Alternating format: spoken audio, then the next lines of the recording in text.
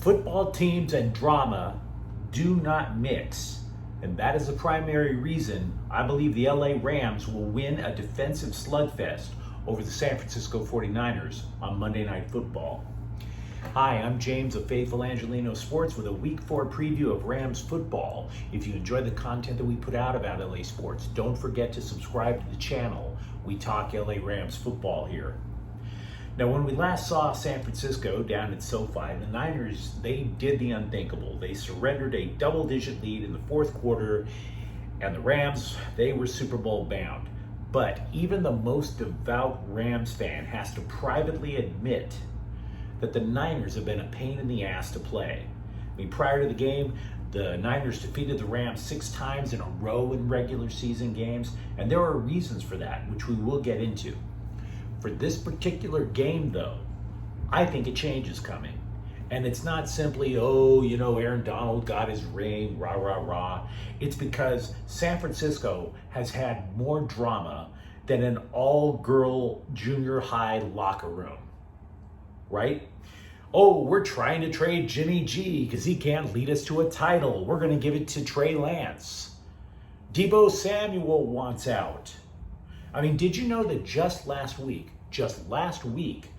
Coach Kyle Shanahan said, if Niner fans wanted to quit, so be it, I'll quit. What the hell is that? It's 3 weeks into the regular season, and the coach is threatening to quit. Now, the Rams had their offseason issues too, but they handled it in order. Aaron Donald was being a little passive-aggressive about retiring, and the Rams just said, here's your contract, you want it? Yeah. Problem solved. It wasn't nearly the stink fest that you saw up north. My thesis rests on this. To get 11 different men to function as one unit, drama has to be at an absolute minimum, and that's not the case up north. So let's start. Normally, I like to talk about what happens first when the Los Angeles team has the ball. But in this case, I'm going to flip the script. Let's talk about what happens when the Niners have the ball and why the Rams should be able to limit San Francisco.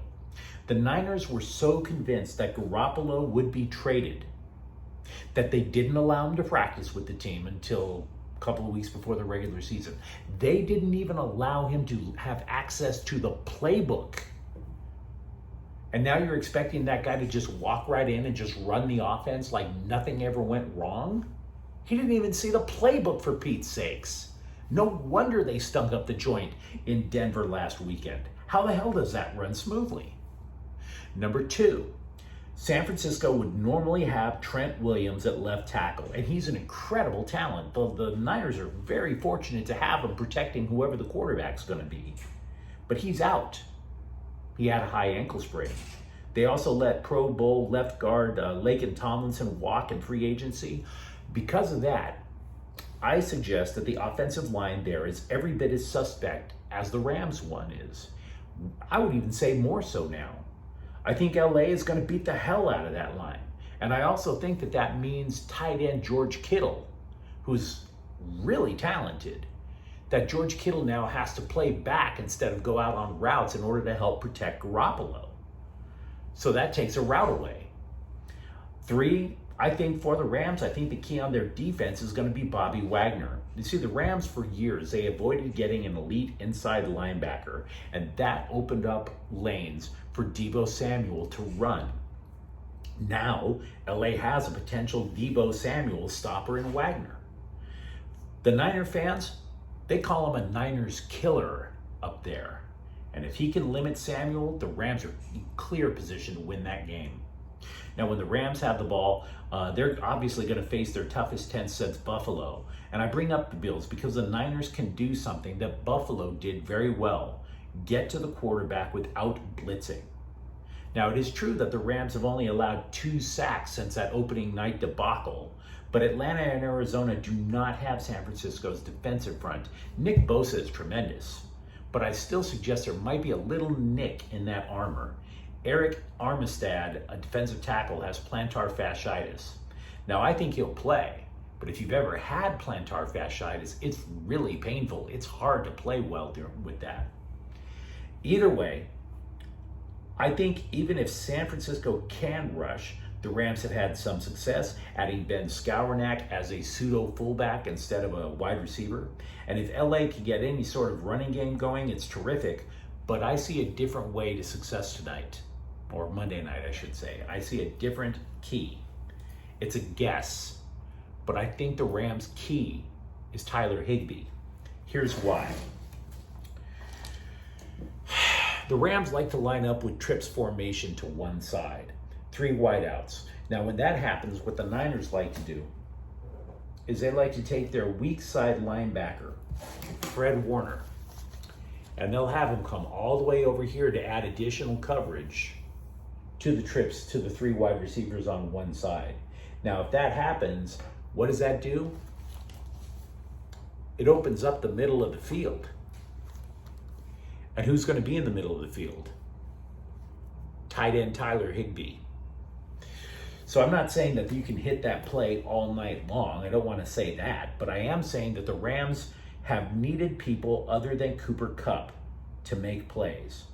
Kupp leads the league in receptions, but LA so far, they haven't found a reliable second receiver. Okay, we haven't had a single catch for Tutu Atwell. Skowronek, as we mentioned earlier, he's normally coming in to play fullback on a lot of running downs and other. He's useful. They like him to block. But Allen Robinson hasn't been making plays. So the second option, in my opinion, it's going to be Tyler Higbee. And Tyler Higbee, by the way, is second on the Rams in receptions, right behind Cooper Kupp. Ultimately, what I'm trying to say is that the Niners have too many holes and too much drama on offense. They've scored only 10 points in 2 of their 3 games. Now, I'm not sitting there saying that they're going to be only scoring 10 points on Monday. I'm not doing that. But what I am saying is I don't see them dropping 30 points either. I can see the Rams drop 24. I can even see the Rams push their luck and get 30. And that is why I will take LA. If it were not for the drama up north, I would see the Niners continuing to cause problems and possibly, definitely, I should say, extending that streak to 7. But you got too much drama up there. Now, if you enjoyed this content, don't forget to subscribe to Faithful Angelenos. We do talk Rams football up here. Thanks for watching. I'm James. We'll be back tomorrow. Faithful Angelenos is a Kian Corte El Queso production. Take care.